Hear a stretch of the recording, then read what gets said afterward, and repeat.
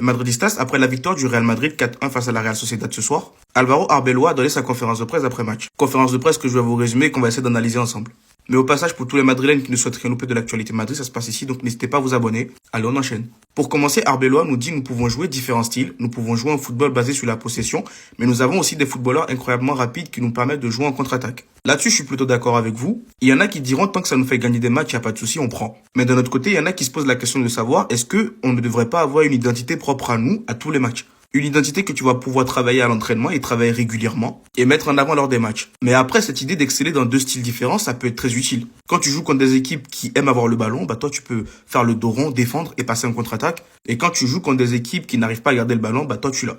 Ensuite, les journalistes ont demandé à Arbeloa si Vinicius était au sommet de sa forme ce soir. Et il répond, honnêtement, je vois Vinicius au sommet de sa forme depuis que je suis devenu entraîneur il y a 1 mois. Il est l'un des meilleurs au monde et c'est un honneur de l'entraîner. Vinicius est un garçon merveilleux avec un cœur immense. Alors c'est sûr que Vinicius Junior, il a beau ne plus être le joueur qu'il était en 2024. Une chose est sûre, c'est que Vinicius Junior, humainement, il n'y a pas mieux. En tout cas, de ce que je sais, de ce que je vois, Vinicius Junior, humainement, c'est un bon gars.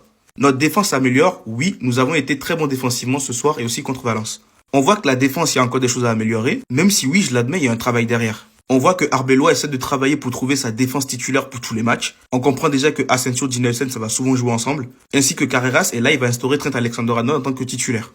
Et franchement, si on arrive à dégager une défense stable et une défense fixe tous les matchs, je trouve que ça pourra changer beaucoup de choses. Ensuite, ils lui ont demandé si Mbappé sera prêt pour affronter Benfica, et il répond oui, Mbappé est prêt à affronter Benfica. Il avait une petite douleur au genou, alors nous avons décidé de le faire reposer ce soir pour ne prendre aucun risque. Nous voulions qu'il soit prêt à 100% contre Benfica. J'espère juste que contre Benfica, ce ne sera pas du forcing. Moi, je fais partie de ceux qui disent que tant qu'un joueur n'est pas à 100%, il ne joue pas, il n'a rien à faire sur le terrain. Ce soir, il n'était pas à 100%, il n'avait rien à faire sur le terrain, c'était un très bon choix de le mettre sur le banc. Et contre Benfica, on verra bien. Et pour terminer, Arbeloa nous dit nous avons besoin de Trent et de Carvajal, car actuellement aucun des deux ne peut jouer 90 minutes, 2 fois par semaine, chaque semaine. Et oui, c'est normal, je suis d'accord. Carvajal revient de blessure, Trent aussi. Ils n'ont pas beaucoup de temps de jeu dans le corps, dans les jambes. Ils ont souvent besoin d'alterner, je crois. Mais on sait clairement qu'à long terme, Trent Alexander-Arnold va devoir s'imposer comme titulaire s'il ne se blesse pas beaucoup. Donc voilà. Dites-moi ce que vous avez pensé de la conférence de presse dans les commentaires. Et surtout pour ne rien louper, vous savez ce qu'il vous reste à faire. Abonnez-vous.